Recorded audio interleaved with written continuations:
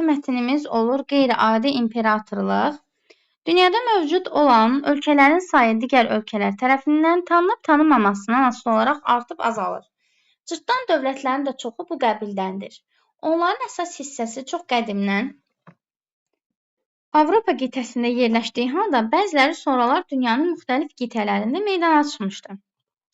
Atlantium İmperatorluğu Avstraliyanın Sidney şəhərindəki bir mənzildə George Cruikshank tərəfindən qurulan mikrodövlətdir.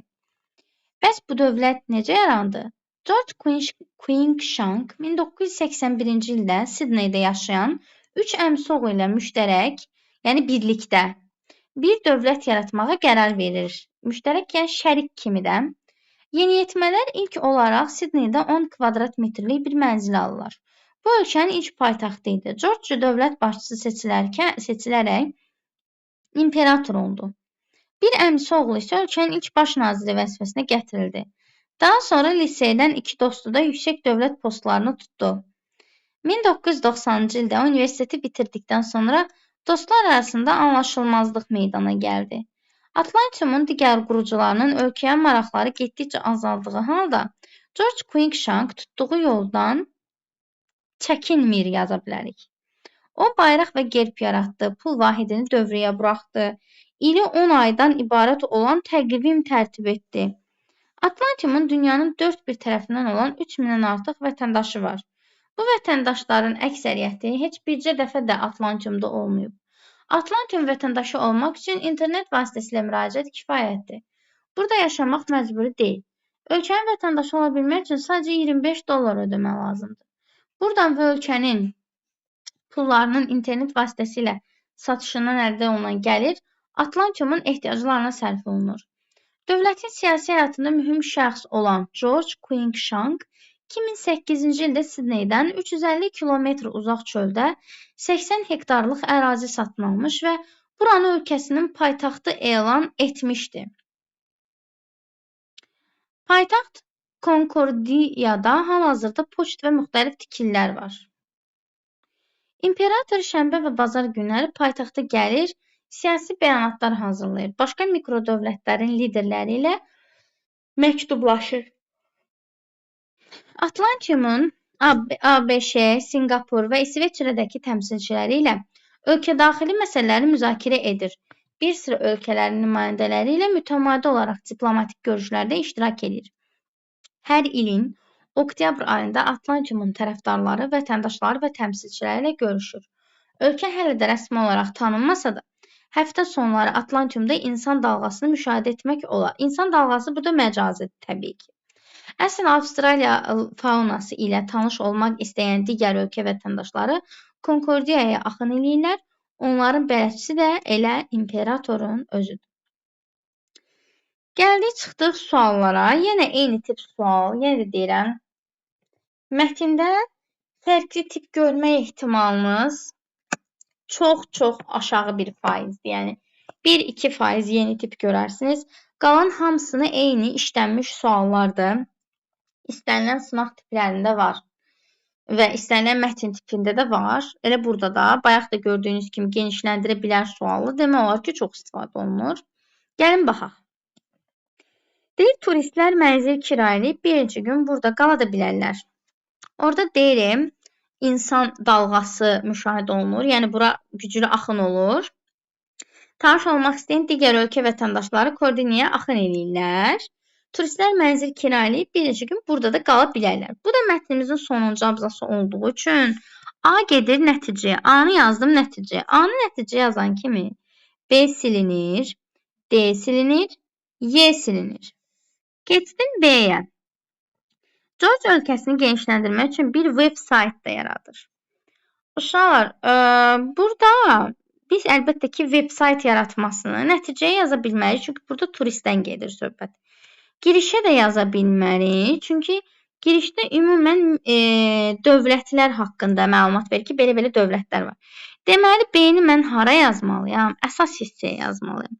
B-ni əsasa yazan kimi C-ni də silirsiniz. Cavab qalır A variantı. C-də deyir ki, o heyvanat aləmi ilə maraqlanan qonaqlara səmimi və sadə insan təsiri bağışlayır. Yəni deyir, onların bələdçisi də elə imperatorun özüdür. Yəni imperatorun özü səmimi olur. C-ni yazsan nəticəyə. D-də deyir, yüksək vəzifələrin bölgüsü həyata keçirildi. O baş nazir deyir, onun ən yaxın əmisi oğlu baş nazir olur zad deyir. Bu hissəyə aiddir. D-ni ona görə yenə yazacaqsınız əsas hissəyə. Bu kiçik ölkələrin adı çox eşidilməsə də, xəritədə qeyd olunmaz da dünya iqtisadiyyatında müəyyən rol oynayır.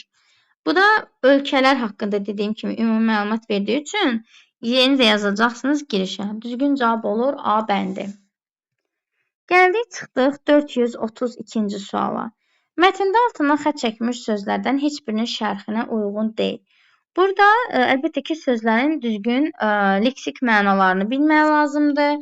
Ona görə altından xətt çəkilmiş deyil. Müştərək var, anlaşılmazlıq var, əksəriyyət var, bələdçi var. 4 dənə söz, 5 dənə məna. 4-ü 4-ünə uyğun gedəcək, biri kənarda qalacaq. Çoxluq, ən böyük hissə. Bu nədir? Əksəriyyət. Deməli, A-nın mənası var. A getdi. Bir-birini başa düşməmə, yanlış anlaşılma, anlaşılmazlıq, daha yazmıram, B də var. Ümumi ortaqlı birgə, bu da var, çünki müştərək ortaq deməkdir. C də gedir. Birini əvəz edən onun adından danışan, yox. Bələdçi yol göstərən, Y də var, düzgün cavab olur D. Yəni D-nin mənası yoxdur. Bəzən leksik məna belə asan da düşə bilər. Sonra keçirik 433-cü suala. Mətnə əsasən doğru fikirləri müəyyən eləyin deyir. Cırtdan dövlətlərin hamısı Avropa qitəsində yerləşmir. Baxırıq bu tərəfə. Deyir ki, onların əsas hissəsi çox qədimdən Avropa qitəsində yerləşdiyi halda bəzilər dünyanın müxtəlif qitələrində meydana çıxmışdır. Bu nə deməkdir? Yəni sadəcə Avropada deyil də, digər qitələrdə də var. Deməli, bir nədir? Doğrudur. 2-də deyir ki, George Cruikshank həftənin bütün günlərini Konkordiyada keçirir. Xeyr, 6 və bazar deyildi, paytaxtda gedir. Ona görə bütün günlər deyil. Atlantiumun paytaxtında 3000-dən artıq insan məskunlaşmışdır. Bu da səhvdir uşaqlar. Atlantiumun 3000-dən çox vətəndaşı var. Amma deyir, onların böyük əksəriyyəti heç demək olar ki, Atlantiumu görməyib. Vətəndaşı olmaq üçün sadəcə internet saytına daxil olurlar və oradan bir vətəndaşlığını qəbul edirlər. 25 dollar lazımdır ki, vətəndaş olasan. Amma Atlantiumun paytaxtında 3000-dən artıq insan məskunlaşır. Bu səhvdir. Konkordiya başqa ölkələrin vətəndaşlarının diqqətini cəlb edir. Bəli, axırıncı abzasda deyirik, insan, turistlər axını, insan dalğası olur. Bax, o hissəyə əsasən deyə bilərik. 1-4. Ölkənin ehtiyacları turizm hesabına ödənilir. Turizm yox, vətəndaşlığına qəbul üçün ödənilən 25 dollar var. Bax, onun hesabına ödənilir. Bir də başqa bir şey də yazmışdı, amma turizm deyildi. Cavab 1-4-dür, C variantı. Gəl o hissəyə baxaq. Deyir ki, dedilən gəlir. Hə, D yazıb buradan və ölkənin pullarının internet vasitəsilə satışından əldə edilən gəlir Atlantiumun ehtiyaclarını ödəyir. Yəni, sən vətəndaşlığa keçirsən, bir də öz pullarını satırlar deyənə, bir də sənin vətəndaşlığa keçməyindən istifadə edərək gəlir əldə edirlər. Cavab nə olacaq? 1-4, C variantı. Keçirəm 434-cü suala. Mətndə məlumat var, mətndə məlumat yoxdur. Atlantiumun ilk paytaxtının sahəsi 10 kvadrat metrdir. Düzdür. Bu var. Çünki o deyir, bir dənə mənzil alırlar. Elə o da oranın paytaxtı olur. Var. George Cruikshank universitetin hüquq fakültəsi məzundur. Universitetdə oxuduğu deyir, amma hüquq oxuduğu deyilmir. Yazıram, yoxdur. Atlantiumda vətəndaşlar xüsusi vəsiqə ilə təmin olunurlar. Yoxdur uşaqlar. Vəsiqə falan demir. Deyir, internetdən keçirsən, vətəndaşlığı alırsan, 25 dollar verir. Daha vəsiqə verir, yoxsa yox, onu bilmirik. Deyir, Atlantiumun vətəndaşlığını almaq üçün pul ödəmək lazım. Bəli, indicə dedim, 25 dollar var. Konkordiya əhalisi sənətkarlıqla məşğul. Mən nə bilim nə ilə məşğul olur, yoxdur. İndi varın vara yazılması doğrudur. Yəni 1. Yoxun yoxa yazılması doğrudur. 3, 5. 1, 3, 5. Cavab olur nə? D variantı. Aha, gəldik çıxdıq 435-ə. Maraqlı, bir də eyni zamanda uşaqların ən nifrət elədiyi tip. Hansı cümlələr mətndən çıxarılsa, mətnin məzmununa xələl gəlməz. Yəni, xələl gəlməz demək, zərər gəlməz. Çıxara bilərsən. Bunun üçün biz həmişə ənənəyə sadiq qalaraq ağ karandaşımızdan istifadə edirik. Biraz da qarınlaşdırıq ucunu. Gəlin biri çıxaraq. Biri silək. Deyək ki, yoxdur. Görək silə bilirik. George Cruikshank 81-ci ildə Sidneydə yaşayan 3 əmsi oğlu ilə müştərək bir dövlət yaratmağa qərar verir. Bu ölkənin ilk paytaxtı idi. Nə? Adama deyirlər, sən biri sildin, ölkənin paytaxtını itirdin. Ona görə biz biri silə bilmərik. Biri silsək xələl gəlir. Gəlin ikini silək. Təqvimini tərtib elədilər, silək. Nə mənası var ki, olsa da olar, olmasa da olar. Çünki o hər hansısa bir hadisənin səbəbi deyil. O hər hansısa bir hadisənin nəticəsi deyil. Ona görə çox rahat şəkildə silə bilərəm. İkini yazıram kənara. Gəlin 3-ü silək. 4 bir tərəfdən olan 3000 artıq vətəndaşı var. Mən 3-ü silsəm. Deyirəm ki, öz pulunu buraxdı. Sonra deyirəm, bu vətəndaşların əksəriyyəti. Hansı vətəndaşların əksəriyyəti? Mən 3-ü silə bilmərəm uşaqlar. Silə bilmərəm. Gəlin silək 4-ü. Bu vətəndaşların əksəriyyəti heç bircə dəfə də olsun Atlantimdə olmayıb. Sildik. Deyirik ki, Atlantimin dünyanın 4 bir tərəfində olan 3000-dən artıq vətəndaşı var. Atlantim vətəndaşı olmaq üçün internet vasitəsilə müraciət kifayətdir və burada yaşamaq məcburi deyil. 4-ü çox rahat bir şəkildə çıxartaram. Çünki mən 4-ü çıxartsam da, çıxartmasam da, 4-ü çıxartsam da, çıxartmasam da, mən bilirəm ki, Atlantimdə insan yaşamaya bilər. Niyə? Çünki orada deyirək ki, burada yaşamaq məcburi deyil. Ondan sonraki cümlədə deyil. 2-4-ü rahat bir şəkildə çıxarta bilərəm. Xələl də gəlməz. 2-4-də elə cavab olur A variantı.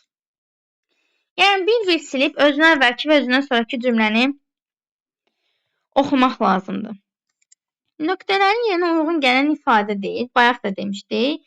Atlantium digər qurucuların ölkəyə maraqları getdikcə azaldığı halda George Cruikshank tutduğu yoldan dönmədi. O, dönmədi. Niyə şühudi keçmişdə deyirəm? Çünki ondan sonraki cümlələrə baxın, şühudi keçmişdədir. Yaratdı, dövrəyə buraxdı, tərtib etdi. O, tutduğu yoldan dönmədi. Yazmalıyıq. Ya da geri çəkilmədi. Belə də deyə bilərsiniz. Deməli, 437-də mətnə əsasən cədvəli doldurun. İmperator siyasi bəyanatlar hazırlayır və eyni zamanda siz bura 2 fakt əlavə eləməlisiniz. Bir də müddəa əlavə eləməlisiniz. Uşaqlar, imperatorun siyasi bəyanatlar hazırlaması imperatorun öz ölkəsindən maraqlanmasını göstərir. Yaza bilərik ki, imperator, müddəaya deyirəm bu hissəyə. Yaza bilərik ki, imperator dövlətin işləri ilə yaxından maraqlanır. Dövlətin işləri ilə yaxından maraqlanır. Faktımıza başqa nələr yaza bilərik? Deməli, bəyanat hazırlayır. Sonra orada yaza bilərik ki, başqa fakta yazıram. Başqa mikrodövlətlərin liderləri ilə məktublaşır. ABŞ, Singapur və İsveçrədəki təmsilçilər ölkə daxili məsələləri müzakirə edir. Yəni, siyasi bəyanatlar hazırlayırsa, siz belə də yaza bilərsiniz. Bax, müddəaya. Müddəaya yaza bilərik ki, imperator dövlətinin siyasi sahədə inkişafını dəstəkləyir ya da siyasi sahədə mühüm addımlar atır. Fakt 1-i özü yazıb, siyasi bəyanatlar hazırlayır. Fakt 2 ilə ölçüdə bunları yazırsınız. Başqa mikrodövlətlər liderləri ilə məktublaşır və ABŞ, Singapur və İsveçrədəki təmsilçilər ölkə daxili məsələləri müzakirə edir, diplomatik görüşlərdə iştirak edir, Atlantium tərəfdaşları, vətəndaşlar və təmsilçilərlə görüşür. İmperator bir sıra mühüm işləri görür. Bunlar da faktlarınızda hansını ürəyiniz istəyirsə yaza bilərsiniz. Çox rahat bir müddət fakt sualıdır. Atlantium vətəndaşı olmaq asandır fikrini təsdiq edən 2 fakt yazın. Vətəndaşlıqla bağlı burada kifayət qədər asan olduğu ilə bağlı fikir var. Deyir ki, Atlantium vətəndaşı olmaq üçün internet vasitəsilə müraciət etmək kifayətdir.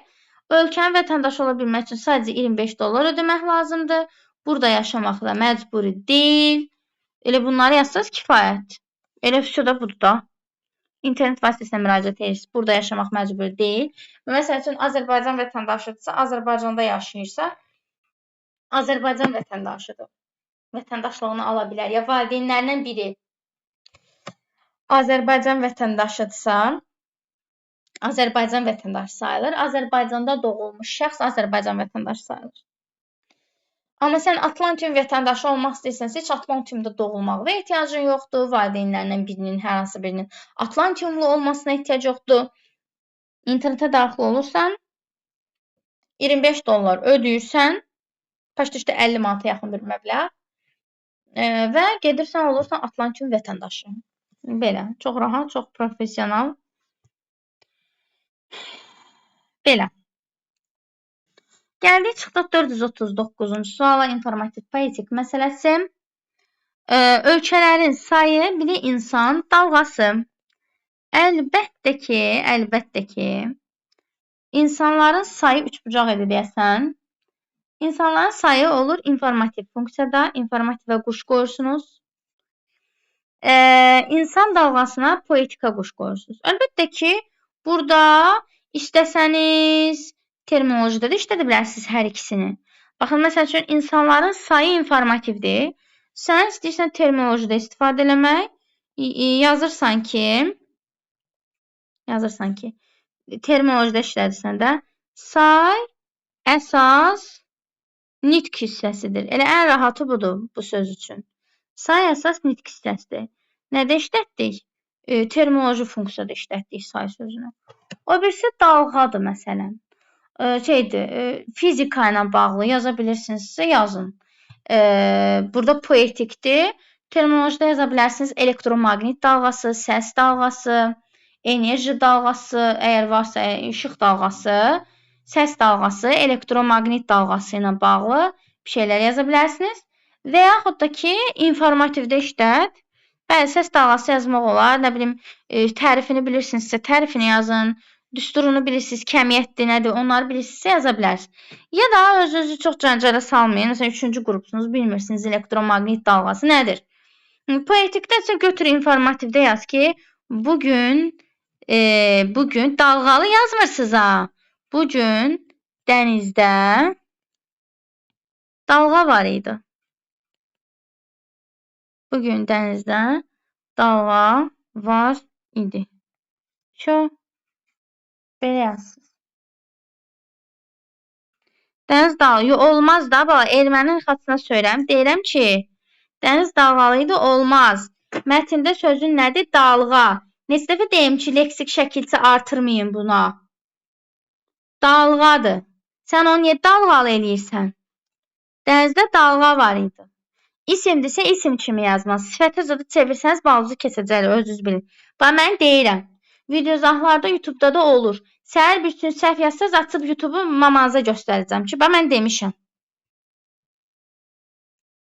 Hər dərsində də deyirəm. Qoyun kimi gəlib, qoyun kimi geyirsiz. Aha. Keçdik 440-a.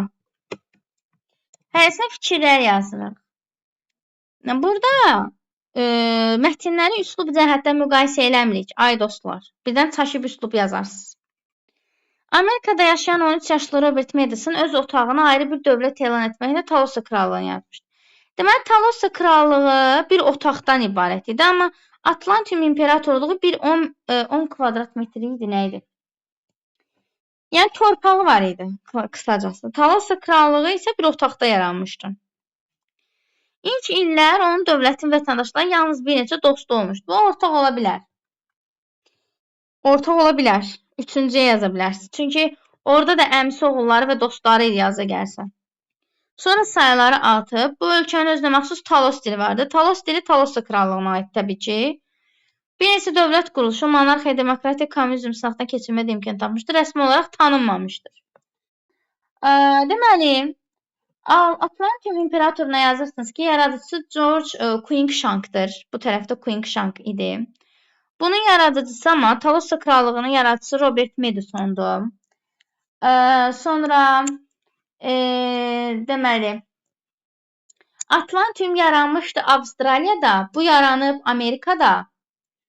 Ortaq cəhətlərdə yazırsınız ki, hər ikisi uşaq tərəfindən yaradılıb, yəni yeniyetmə tərəfindən yaradılıb. 13 yaş yeniyetmədir də, burada da o da uşaq idi. Hər ikisinin ilk vətəndaşları bir neçə dostu olub, dostları ölkənin bir neçə vətəndaşı olub. Hər ikisini yaza bilərsiniz ki, əvvəl bir neçə nəfər vətəndaş olub, sonradan vətəndaşların sayı çoxalıb. Çünki orada da deyir ən azı 3000 vətəndaşı var, burada deyir sonralar sayı artıb. Всё. Bir də hər ikisi rəsmi olaraq tanınmayıb da, onu da heç kim tanımır. Rəsmi olaraq demir ki, biz bunu dövlət kimi tanıyırıq. Bir ton cümlə dedik, yəni. Bu da belə. Başqa sualınız var bu mətndən bağlı?